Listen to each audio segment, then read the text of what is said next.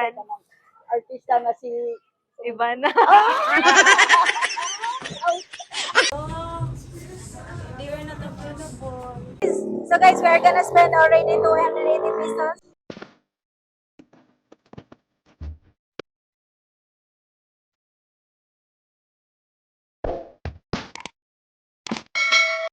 Hello everybody, and today we are going to do a very exciting video. Like, since a lot of you wanted to know the cost of living here in the Philippines, so for today we are going to do a 1,000 challenge. You hear that, guys? 1,000 challenge, guys. So how much the groceries we can get for just 1,000 pesos. And of course, guys, I'm so excited also because I think I'm gonna get something the needs most of the groceries that I'm gonna get today. So I am with Ross and Martin with me. So they are going to be my videographer, Cheres. The two beautiful ladies. So, but before that, we are gonna go there by riding a tricycle, and we are going to withdraw 1,000 pesos first in the 7-Eleven, and we are gonna go to the wet market because I'm gonna get also the fish there. Okay, let's go now. So hi guys, we are now here in the 7-Eleven. So I'm going to withdraw 1,000 pesos. I'm gonna show you. So we are gonna withdraw 1,000 pesos, guys. Hello, they were not available. So hi guys. So first stop is we are going to buy chicken for our dinner. Because we feel hungry na guys before going to the gym. But we're not gonna eat after the gym guys. We're going to eat. Hello kaya, we're palit me. So we're gonna buy chicken. Chicken at the liempo one. Yeah.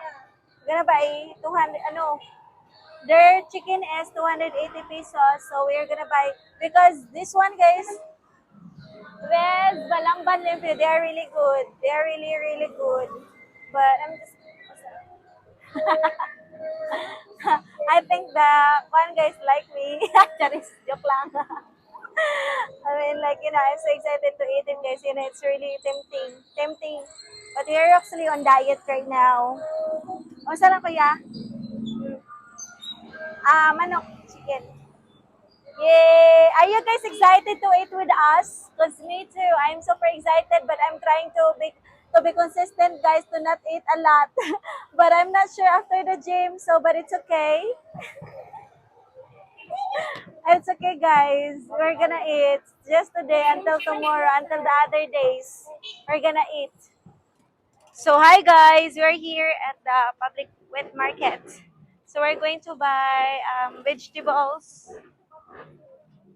Ay, mukhaon mo nani. Hinino lami no. Palitan ni day longganisa. So we're gonna buy this. Oh, yeah, this one. This one take. And hot dog too. We're gonna buy this. Dara niya. So, ayun na iba tiyas. We're pila tanan kuya? So I'm asking guys how much. So we start trying to total because we got some longganisa. Longganisa na to. Ha? 122. So we are gonna pay 122 pesos guys. 120. Dala lang na kuya. Marlon is gonna bring that one. Niyong. Bring that. And we are gonna buy fish guys. Because I love fish. We're gonna buy fish. Kini day, I love this kind of fish day. Kini ni ate 1 kilo te. I love this kind of fish guys. I'm not sure if you guys love fish, but me, I love fish. So we're gonna buy 1 kilo of this. 1 kilo.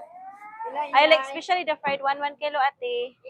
So yeah, I know that a lot of foreigners they don't really like fish, but I like fish. But if you're going to have a Filipina mixture or yeah, you're gonna expect that they love fish. Maybe there are some not, but most of the Filipinas they will love fish. So yeah, one of the expectations of yours.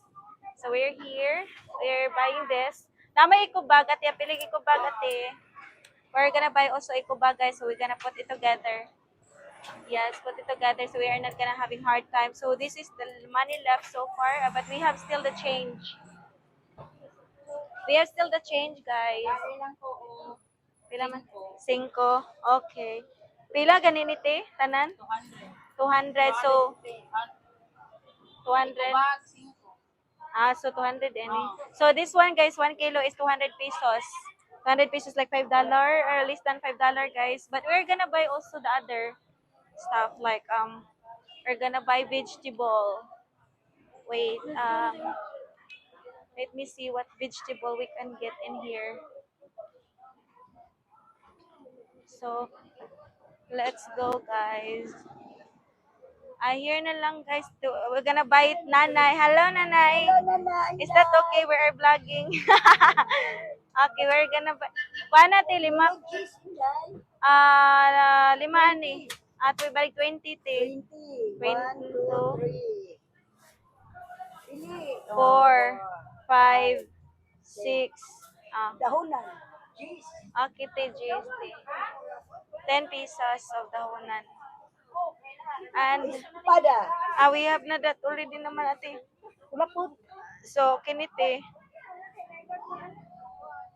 Oh, Bayutin na lang. kini. O, apilin na lang ka na siya magdagdag. Kana te. 50. Kana lang te. So, how much total te? 50 pesos? 50 pesos. Okay, 50 Ano pesos. mga manhod hindi? Yes. Yes. Yes. She's saying, guys, they are kanang kuan. Artista nga si Iba na.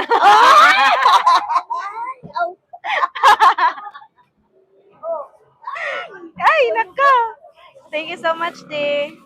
Yate, rate. So now, guys, we have, how much money do we have left? We have 300 pesos left. So this 200 pesos goes to my gym and Martin gym. So 200 pesos. Our gym. I don't think so. It will gonna kuan. So we are gonna buy lang 3 pieces of chicken. We're gonna lanlan. Ngay, tulo niya ka chicken.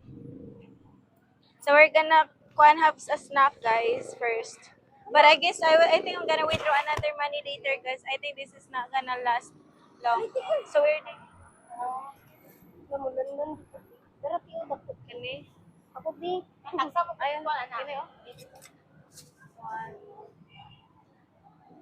Piram na eh. Parehar na manok. Pila tanan tay. So we bought some chicken, 25 pieces each. So me, Rose, and Marlon. So we are gonna eat this because we are so very hungry before going to the gym, but just a little bit. That's all. That's all. But yeah. Alang ate, ay mura nila nanon. We're gonna do lan this, guys. Like us. But we got already what we needed, guys. It will gonna last for a days also. So yeah, Emirs, we're gonna go back home first, and then this is mine. Yeah, I'm gonna eat first. Thank you.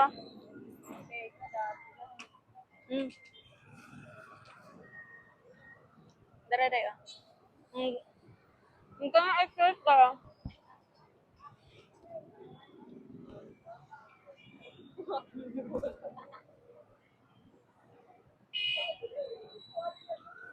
This is really good, guys. Good for snack.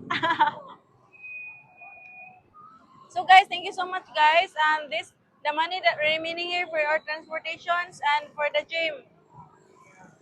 Yeah, so we're gonna go na to the gym, guys, and have a good night. And everyone, thank you for watching on this video. So now you just gotta have like the idea how much you're gonna spend here in the Philippines, especially like as a local, walk like as a local, work as a local, going to the store as a local. So like us here, there's so much you can buy in the street or in the supermarket area or like in the wet market. So yeah, where you can save a lot of money also.